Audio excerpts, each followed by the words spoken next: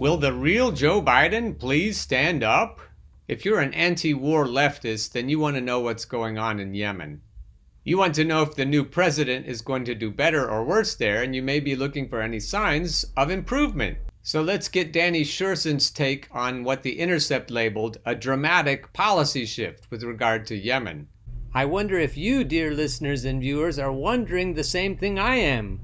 Why is The Intercept trying so hard to kiss Joe Biden's ass? We've had retired Army Major Danny Sherson on the show before, and I value his perspective on anything related to anti-war. Biden's bolt from Yemen? Symbolic step, systemic limits, and linguistic gymnastics. The Intercept labeled it a dramatic policy shift, and here's hoping it's that. Still, President Joe Biden's announcement during his first major foreign policy address that he would end American support for Saudi and United Arab Emirates-led offensive operations in Yemen needs more nuance. In the second month of 2021, it seems all but fated that the specter of Donald Trump and tribal loyalty oath-like partisan divides over his contested legacy shall haunt and poison all discussions of each and every Biden foreign policy move for at least 47 months more. Lost in this reflexive race to familiar factional battle stations will be nearly any coherent analysis of the systemic structures designed to ensure America's war show must go on. I'll break in here and agree with that. I'm going to say that you're not going to get nuanced reporting on the U.S. war efforts and on U.S. imperialism in general from mainstream sources. Regarding war, you're not going to get anything but narrative management from mainstream media. Back to Major Sherson. Thus, while the president's rhetorical corrective and vague promised policy shift on America's role in the Yemen catastrophe deserves a cautious and perhaps equally vague attaboy, Biden shouldn't be the sole story here. A sober accounting of the U.S. role in this sordid affair demands systemic rather than personality-driven debate and critique. Viewing multi-administration, Obama, Trump, Biden policy analyses through electoral season lenses is precisely what keeps the war industry cash a-flowing and the Yemeni babes a-dying. The real story of America's unforgivable fiasco is how and why such small, for us, dirty, for Yemenis, wars by proxy persist through supposedly transformative presidential transitions. Supposedly transformative is right, because the deep state just keeps churning on through. That was me if you couldn't tell. For these post-9/11 forever wars, their formula is the disease and must be fought accordingly. Unfortunately, that means wading through wastelands of rhetorical distraction, greasing the grotesque wheels of otherwise unexplainably obdurate U.S. support for the Saudi terror war, which according to recent UN numbers has left 233,000 Yemenis dead and left some 80% of the population reliant on humanitarian aid, is a Washingtonese dialect of linguistic gymnastics that's long confused we the people about what's actually done in our name. It begins with how one defines the terms, and here let's say Joe's words may conceal as much as they reveal. Biden's bunch of bestists and brightists are offered an obscuring assist by an acronym and euphemism-prone Pentagon populated with countless career company men. Plus, lurking over the whole strategic needle thread is the trumped-up threat of Iran. Only outside of occasional heart-rending photos of distended young bellies and too large to comprehend, yet likely underreported, death, disease, and displacement statistics, actual Yemenis rarely factor in Washington's cruel calculus. That's the trick. America's professional policymakers and watchers speak in swirling intellectual circles until their complicit war crimes congeal as abstraction. A cursory glance at the more common terms tossed about in Yemen war discussions demonstrates just how many unknowns and as yet unanswered questions linger in Biden's declaratory wake. Let's start with what the president is presumably halting, U.S. support for offensive operations. Well, what are those, and who gets to define what constitutes offense? Even according to that glowingly titled Intercept piece, the Biden administration has not yet announced operational details of the move or clarified what they meant by the term. Make no mistake, plenty that's putrid plays out behind such cosmetic vagary. See, specifics matter. demanding a breakdown of the macabre components and processes, a sort of how an operation becomes a dead Yemeni mother 101. First, the hardware, the Saudi arsenal of atrocities. Biden promised to end relevant arms sales, but what exactly constitutes relevance?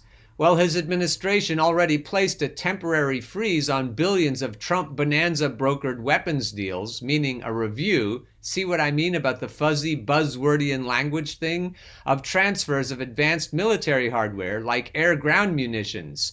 Okay, but how long is temporary and how thick is its frozen veneer? In my limited experience, bureaucratic reviews are made of far less sterner stuff than permafrost. And what about all those F-35 fighter jet and Reaper drone-sweetened bribes to the United Arab Emirates, UAE, ensuring their Palestinian sellout of diplomatic normalization with Trump's chum king, Bibi Netanyahu of Israel?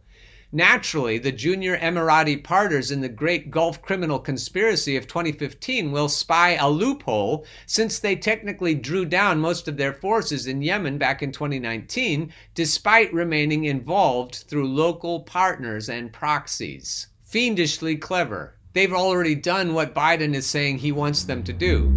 Of course, the US has always peddled as many beans as bullets to their criminal compatriot death dealers in the kingdom. For example, even if America's sexier support, like in-flight refueling, which Trump shut off in 2018, intelligence assistance, and gun running stopped immediately, there's still plenty of seemingly more mundane institutional abettance propping up the Saudis' monstrous machine.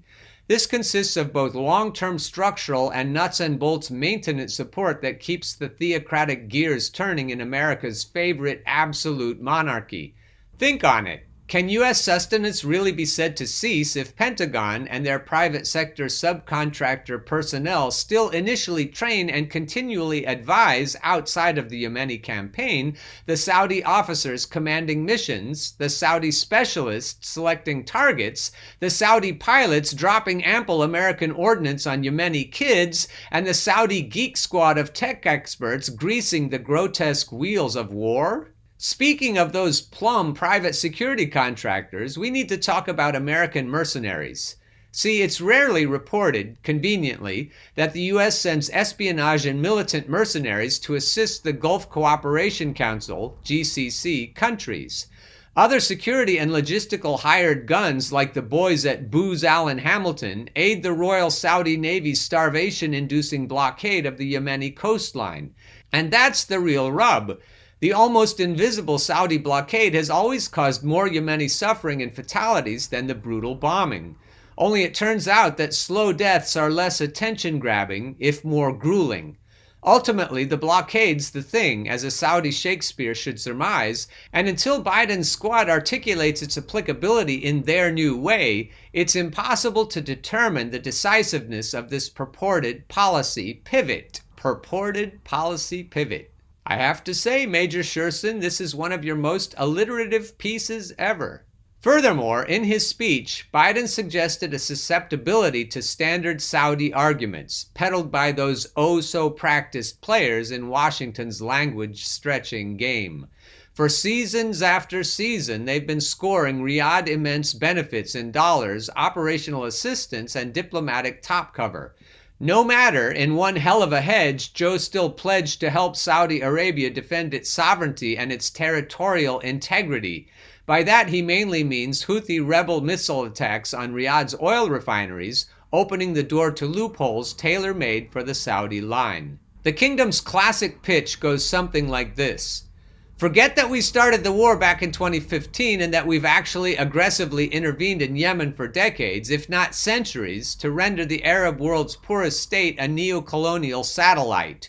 Focus on the blowback of resultant Houthi responsive attacks on Saudi turf and exaggerate the late and limited Iranian support role in them to really up the alarmist ante, then use extortive fear-mongering to warn of an existential threat to our allies' global oil supply. Presto! I told you so.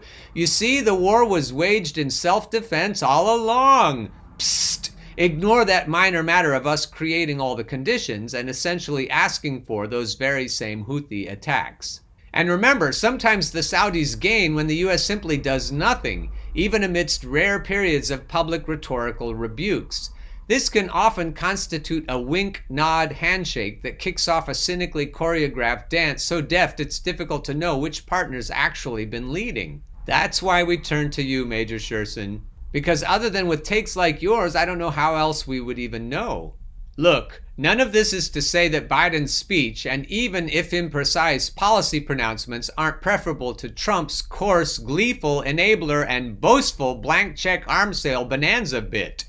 But improved language, however admirable, often masks much more stable status quo indecency. Ding, ding, ding. In other words, the sort that doesn't much make the headlines or transpires between the rare times Yemen does appear in print. And that's the other problem. We don't see Yemen in the print anymore. We don't see Yemen in the news anymore. Unlike Donald, the veto-happy, Joe certainly has an opportunity to flex his highly hyped collegial senator muscles and capitalize on an issue that's had a brief bout of bipartisanship, with many libertarian-minded Republicans joining progressive Democrats in opposition to the Saudi war crime against the Yemeni people. Of course, given Biden's own squishy foreign policy record, along with inevitable war industry lobbyist, Israel, Gulf state, and Iranophobe counterpressure, that's a big if. But if Joe genuinely wanted to make some moves in his adopted town, here's a radical thought for a crisis-demanding radical action. Try some responsibility and reflection. Dream with me and imagine the precise language Biden could bring to bear. First off, let me offer what must, to the countless victims and grieving loved ones, seem a paltry apology indeed, but I offer it sincerely, for my own previous and my embarrassed country's complicity in what may prove the most lasting stain on America's moral and global reputation amidst our 2 decades worth of post-9/11 madness. Furthermore, I wish to address the leadership of the Saudi kingdom. As of this moment, you are cut off completely and on your own until you quit bombing babies and beheading women for witchcraft. Oh, and if you think you can get a better deal from Putin or Xi, be my guest. P.S. We're also pursuing full normalization with your Iranian nemesis. Deal with it. Amtrak Joe out. Actual mic drop. Danny Sherson is a retired U.S. Army officer, senior fellow at the Center for International Policy, CIP, contributing editor at antiwar.com, and director of the New Eisenhower Media Network. I hope you'll go to this website on a regular basis, antiwar.com.